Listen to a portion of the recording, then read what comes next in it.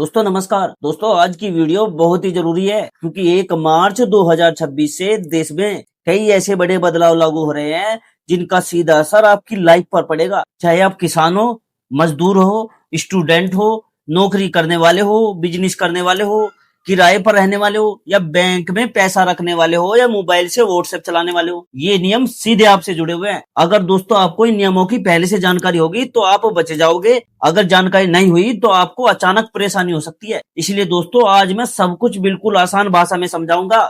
सबसे पहले बात करते हैं रेलवे की। अब तक बहुत लोग यूटीएस नाम का ऐप इस्तेमाल कर रहे थे, वो जनरल टिकट लेने के लिए। अब सरकार एक नया ऐप ला रही है जिसका नाम रेलवे वन ऐप बताया जा रहा है। अब आपको अलग अलग काम के लिए अलग अलग ऐप रखने की जरूरत नहीं पड़ेगी। इस एक ऐप से आप जनरल टिकट ले सकोगे, प्लेटफॉर्म टिकट ले सकोगे, ट्रेन कहाँ पहुंची है ये भी देख सकोगे और डिजिटल पेमेंट भी कर सकोगे। सरकार का ये भी कहना है कि अगर आप मोबाइल से डिजिटल पेमेंट करके जनरल टिकट लेते हो तो आपको लगभग 3% तक की छूट मिलेगी। इसका मतलब अगर आप रोज सफर करते हो तो थोड़ा पैसा बचेगा, लेकिन ध्यान रहे मोबाइल में इंटरनेट होना चाहिए, बैंक खाता यूपीआई से जुड़ा होना चाहिए और ऐप सही से चलाना आना चाहिए। अगर आखिरी समय पर नेटवर्क नहीं चला तो परेशानी हो सकती है, इसलिए पहले से तैयारी रखें। अब दूसरा बड़ा बदलाव है मोबाइल वालों के लिए। देखो 1 मार्च से व्हाट्सएप, टेलीग्राम और ऐसे मैसेजिंग ऐप पर नया नियम लागू हो रहा है। अब आपको व्हाट्सएप आपके सिम से मजबूती से जुड़ा रहेगा। अगर आपका सिम बंद है, रिचार्ज नहीं है या केवाईसी पूरी नहीं है तो आपका व्हाट्सएप भी बंद हो जाएगा। डेस्कटॉप व्हाट्सएप भी बार बार लॉग आउट हो सकता है। ऐसा इसलिए किया जा रहा है ताकि धोखाधड़ी कम हो। आजकल ठग लोग जो होते हैं वो फर्जी सिम ले लेते हैं और वहां पर ओटीपी लेकर बैंक खाली कर देते हैं। इसलिए सरकार सख्ती कर रही है। आपको क्या करना है, देखो अपना मोबाइल नंबर चालू रखो, समय पर रिचार्ज करो, केवाईसी अपडेट रखो और किसी को ओटीपी भी मत बताओ। अगर सिम बंद हो गया तो आपका व्हाट्सएप भी बंद हो सकता है। अब बैंक की बात समझिए। 1 अप्रैल से एचआरए यानी किराए के घर का टैक्स फायदा लेने के लिए नियम सख्त हो सकते हैं। अगर आप किराए पर रहते हो और टैक्स में छूट लेते हो तो आपको साफ बताना होगा कि मकान मालिक कौन है और आपको उसका क्या रिश्ता है। अगर आप अपने पिता के घर में रह रहे हो और गलत तरीके से किराया दिखा रहे हो तो दिक्कत हो सकती है। इसलिए टैक्स में सच बोलिए। कुछ बैंकों में मिनिमम बैलेंस का तरीका भी बदल सकता है। पहले लोग एक दिन पैसा डाल देते थे और पेनल्टी से बच जाते थे। अब पूरे महीने का औसत पैसा देखा जा सकता है। मतलब महीने भर आपके खाते में कितना पैसा रहा उसी हिसाब से चार्ज लगेगा। इसलिए पूरा महीना ध्यान रखो। बड़े डिजिटल पेमेंट पर एक्स्ट्रा वेरिफिकेशन हो सकती है, जैसे ओटीपी हो गया, फेस पहचान हो गई या कॉल कंफर्मेशन हो गया। ये आपकी सुरक्षा के लिए है, लेकिन आपको थोड़ा समय देना पड़ेगा। मार्च महीने में त्योहार, शनिवार और रविवार मिलकर लगभग 18 दिन बैंक बंद रह सकते हैं। इसलिए जरूरी काम पहले कर लो। अगर आपको पैसा ट्रांसफर करना है तो आरटीजीएस, एनईएफटी या यूपीआई का तरीका सीख लो। अब किराएदारों के लिए भी अच्छी खबर है। सिक्योरिटी डिपॉजिट ज्यादा नहीं लिया जा सकेगा। अब लगभग 2 महीने के किराए तक सीमित किया जा सकता है। मकान मालिक बिना बताए घर में नहीं आ सकता।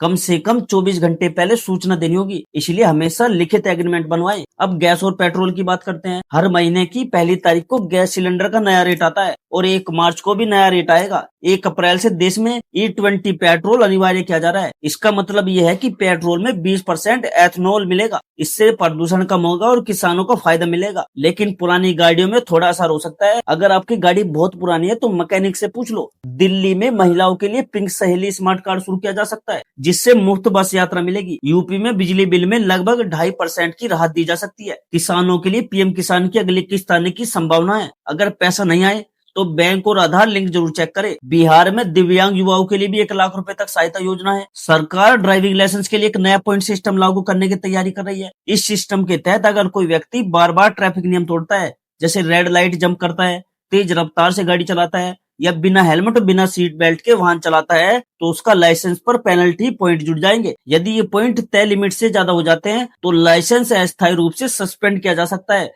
या पूरी तरह रद्द भी किया जा सकता है। इस व्यवस्था का मुख्य उद्देश्य सड़क दुर्घटनाओं को कम करना और लोगों में ट्रैफिक नियमों के प्रति जिम्मेदारी बढ़ानी है।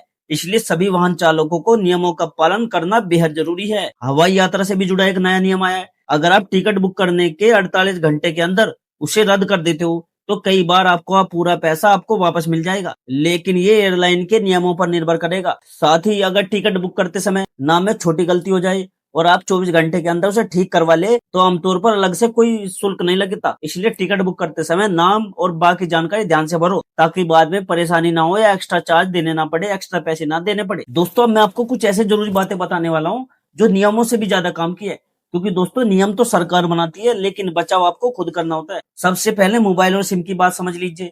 अगर आपका सिम बंद हो गया है, चोरी हो गया है या किसी ने आपके नाम से नया सिम लिया है तो आपका व्हाट्सएप और बैंक दोनों खतरे में पड़ सकते हैं। इसलिए हमेशा अपना सिम चालू रखो, समय पर रिचार्ज करो और अगर अचानक नेटवर्क चला जाए तो तुरंत मोबाइल कंपनी को फोन करो। अब बैंक की बात ध्यान से सुनिए। अगर बैंक अब पूरे महीने का औसत पैसा देखेगा तो आपको महीने की शुरुआत में ही जरूरी बैलेंस रख देना चाहिए। ऐसा नहीं है कि एक दिन पैसा डाल दिया और फिर निकाल लिया। कोशिश करो कि खाते में हमेशा थोड़ा एक्स्ट्रा पैसा पड़ा रहे ताकि पेनल्टी न लगे। बैंक के मैसेज बंद मत करो, एसएमएस अलर्ट चालू रखो। अगर गलती से चार्ज लग जाए तो बैंक में शिकायत करने से डरो नहीं। कई बार बैंक पैसा वापस कर देता है। रेलवे से सफर करने वाले जो लोग हैं, एक बात याद रखो, टिकट आखिरी मिनट में बुक करने की बजाय थोड़ा पहले कर लो। अगर ऐप में दिक्कत आए तो घबराए नहीं, स्क्रीनशॉट रख ले। अगर रोज सफर करते हो तो मानसिक पास लेना सस्ता पड़ सकता है। एक पास होता है, पास बनवा सकते हो। इससे रोज रोज टिकट लेने का झंझट खत्म होगा और आपका पैसा भी बचेगा। गैस सिलेंडर लेते समय सिर्फ पैसे मत दीजिए, सिलेंडर का वजन भी चेक कर लीजिएगा। डिलीवरी वाला जल्दी में रहता है लेकिन आपको अपना हक देखना है। सब्सिडी आ रही है या नहीं बैंक में चेक करते रहो। अगर गैस जल्दी खत्म हो रही है तो चूल्हे की आंच और लीकेज चेक जरूर करवाओ, ये भी एक प्रॉब्लम हो सकती है। एथेनॉल E20 पेट्रोल आने के बाद अगर आपकी गाड़ी पुरानी है और माइलेज कम लग रहा है या आवाज बदल गई है तो तुरंत मैकेनिक को दिखाओ। समय पर सर्विस कराते रहो। छोटी लापरवाही आपको बाद में बड़ा खर्चा बन सकती है आपके लिए। बिजली बिल कम करना है तो घर में एलईडी बल्ब का इस्तेमाल करो। पंखा और लाइट बिना जरूरत के चालू ना छोड़ो। बिल ज्यादा लगे तो मीटर रीडिंग चेक करो और गलत लगे तो शिकायत करो। कई बार गलत रीडिंग से बिल बढ़ जाता है। ड्राइविंग लाइसेंस में पॉइंट सिस्टम आने वाला है,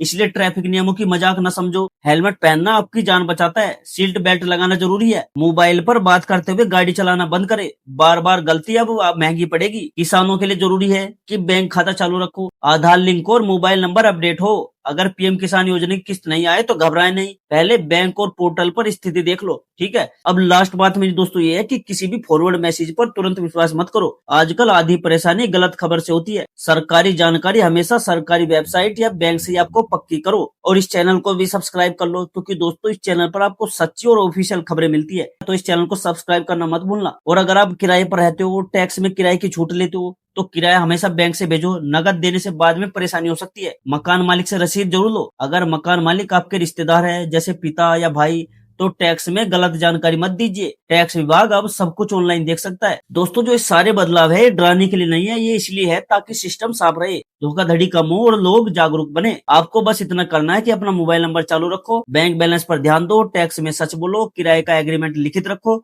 और ट्रैफिक नियमों को मानो। जो जागरूक है वही सुरक्षित है। अगर दोस्तों आपको ये जानकारी काम की लगी हो तो इसे अपने परिवार, दोस्तों और गांव वालों के लोगों के साथ शेयर जरूर करिए क्योंकि दोस्तों जो जानकारी है वो असली ताकत है। और दोस्तों मैं मिलता हूँ आपसे अगली वीडियो में एक नई जानकारी, एक नए अपडेट के साथ। तब तक के लिए दोस्तों जय हिंद, जय भारत।